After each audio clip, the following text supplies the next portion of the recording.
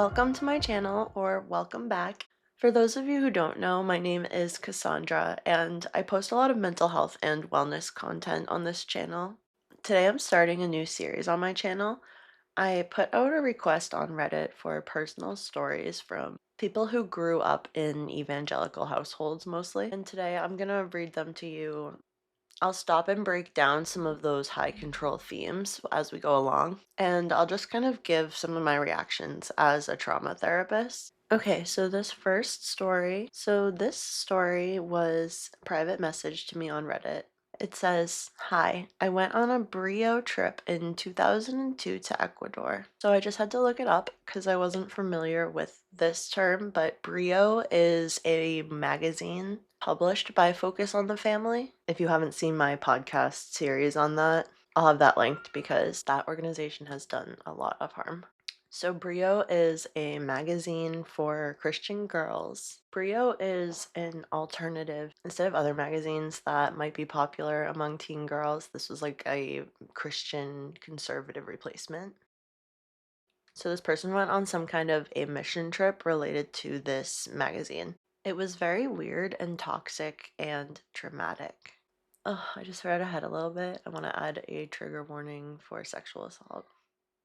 And probably with this whole series, religious trauma. Okay, so the story says, I was 17 that summer and it was my first trip outside the US. We had several days of training in Miami, and during that time I became homesick. Nothing too unusual. It was my first trip away from my family apart from local church camps. I felt sad, but it wasn't interfering with anything. I was still following the schedule and doing what I needed to do. But that wasn't enough for my team leaders, who reported me to Susie for being, quote, negative. I was made to meet with Susie where she belittled me, saying I was acting like a baby and should be displaying the joy of the Lord. That is also known as toxic positivity.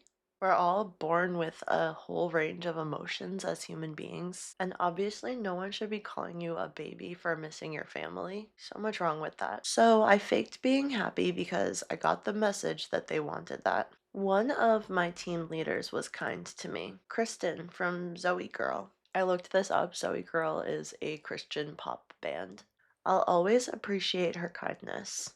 Anyway, so then we fly to Quito.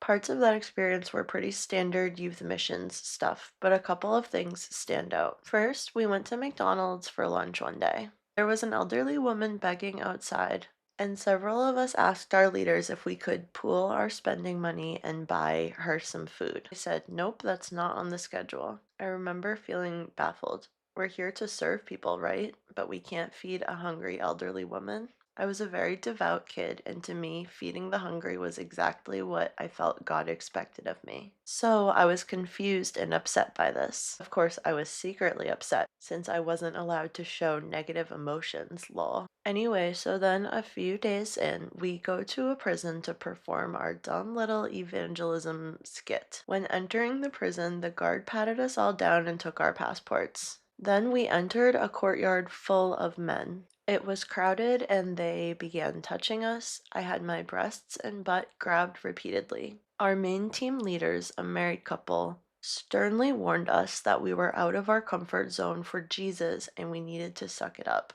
Oh, that is so sick. Surely there are better ways to evangelize to prisoners, if that's important to you, than letting a bunch of teenagers get sexually assaulted. And I wish I could say I was surprised, but unfortunately this follows that same theme of really minimizing sexual abuse and assault in some of these communities. So we did, but then leaving the prison, we fell apart. Several girls vomited and most of us were crying. I understand as an adult that we were sexually assaulted and the adults who should have protected us allowed that to happen. You're absolutely right, and I'm so sorry that that happened to you. That evening, back at the hotel, I called my mom and she booked me a flight out immediately. Susie spoke to me again when she learned I was leaving early. Oh, I just read this next sentence and my blood is boiling. She said I was letting Satan win and I was betraying the will of God. No, Susie, I'm pretty sure you're betraying the will of God by not protecting the children who are in your care.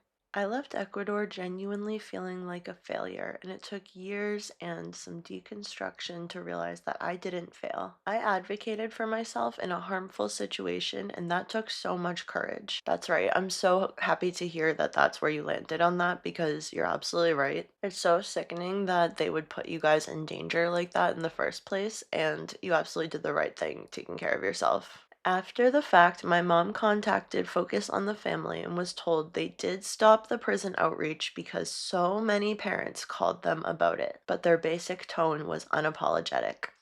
I forgot that this still had to do with Focus on the Family. And as I've been diving into on my podcast, Focus on the Family does not take the safety of girls very seriously. They said we were too soft and too unwilling to sacrifice for the Lord. I'm 40 now. I have my own kids. Looking back on my experience with Brio, I know I would be outraged if my children were made to endure anything like that.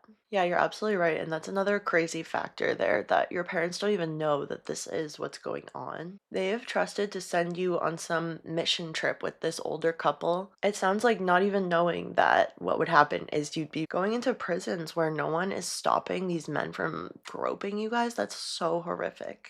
This next one says, hey there, former Focus on the Family prodigy here. Adventures in Odyssey was an insidious family values play where adults always had all the answers and kids were taught denial of self. For me, the biggest impact was in the Southern Baptist Convention middle school I attended, where I got the culmination of all the purity culture nonsense Dobson helped create, non-virgins being chewed chewing gum, and so on. Yes, I am discussing this right now in part 2 of my Focus on the Family series, so once that's up, I'll put like a link to it. All of it was part of my broader experience in evangelicalism, where I was the youth group worship leader, then later one of the worship leaders for the church until I had a very public scandal. Remember all that purity culture stuff in middle school?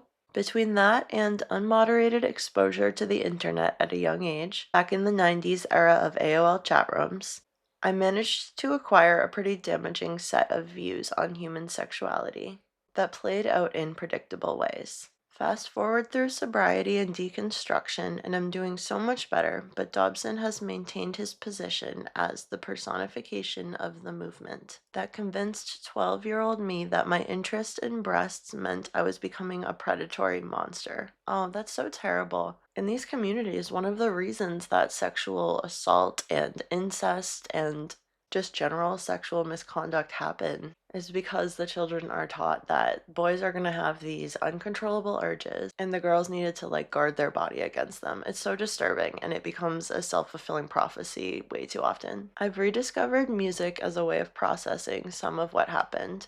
There's a link on my profile to a song that might make you smile. Happy to talk more. And I'll leave that link down below so that you can listen to it. There are a couple of great songs that you might be interested in. Alright, this next one, trigger warning for corporal punishment. It says, Dobson taught my parents to beat me until I was compliant. Literally was praised for being a, quote, compliant firstborn, as if that was anything to laud. Naturally led to a failed marriage and me learning basic Sesame Street emotional shit as an adult. I couldn't even tell a waiter they got my order wrong until well into adulthood. I feel you there, buddy. Took me a long time to learn how to stand up for myself, and it's still a challenge to express emotions. There's still a lot of self-policing of thoughts and feelings that crop up. So these are those long-reaching effects that we talk about that come out of the parenting advice of people like James Dobson, who recommend using pain as a parenting tool. It leaves kids terrified, and yeah, they're going to be obedient because they're terrified. It's not the most effective way to guide your children. My mom openly admits that she beat me too much, that I was always a good kid, but they didn't know what they were doing. Dobson wasn't wrong, she just didn't follow his wisdom well enough. She still thinks it's good to beat kids into submission, though, as does my sister. Seeing her repeat all the same mistakes kills me. Yeah, that has got to be so hard and probably kind of re-traumatizing for you if you're seeing any part of that. You can hear how disturbing it is, beating kids into submission. It's like visceral. And this is so frequently how this parenting advice is being used that it indicates a huge problem. Another person said, Relationships were so hard in my early adult years. I feel that so much as a fellow firstborn. I got the parenting the strong-willed child book treatment. I bounced between a couple of abusive and or unhealthy relationships in college because I had no concept of boundaries. I felt like women needed to be fully compliant with men, and I really internalized the idea that my primary goal should be to be a wife and mother due to the teachings of the church. This is such a common theme, and they're told that that's their role, which is so heartbreaking. I'm excited to talk a lot more on this channel about alternatives to that perspective that leave both people in a relationship so much happier and so much better able to actually experience deep connection and intimacy with their partners. And unfortunately, in so many of these communities, that's replaced by these intense hierarchies that unfortunately in so many of these communities that is not available. That's not an option because they need to follow these strict hierarchies. I finally went to a secular therapist. Thank God for on-campus free therapy. It helped me begin to deconstruct those harmful ideas, which led to me deconstructing my childhood religion later on. The teachings about relationships in the church lead to abuse, and it's abhorrent. Yes, unfortunately, that really does seem to be the case. Somebody else, short and sweet, just said, I was also, quote, spanked into submission, which honestly sounds as gross as it was. The trauma is lifelong. Like I said, short and sweet, and it says it all. I'm gonna leave it there for today. Thank you so much to everyone who shared their stories. I hope by letting people know that they're not alone and having a little bit of honest and open conversation about what's going on in these high control communities will help both shed light on what's happening in them and maybe help somebody deconstruct their experience if they have been a part of these kind of communities. Thank you so much for watching, and if you have your own story, please feel free to send it to me. My contact information is down below, and don't forget to subscribe and hit the bell so you know when I upload. Thanks for watching, and I'll see you next time.